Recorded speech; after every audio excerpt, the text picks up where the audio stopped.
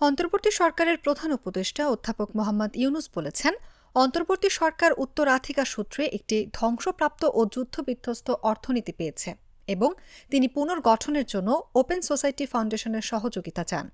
প্রধান উপদেষ্টা বলেন, বাংলাদেশের গণমাধ্যম এখন নজিরবিহীন স্বাধীনতা উপভোগ করছে, তবে সামাজিক যোগাযোগ মাধ্যমে ভুল ও ভুয়া তথ্যের বিস্তার ঘটেছে।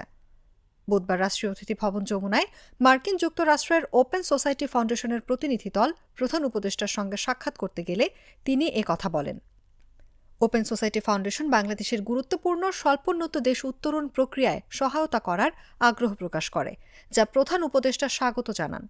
ড. মোহাম্মদ ইউনুস বলেন, আমাদের এই উত্তরণ প্রক্রিয়াটি কোনো সমস্যা ছাড়াই কিভাবে সম্পন্ন করা যায় সে বিষয়ে ভাবতে হবে।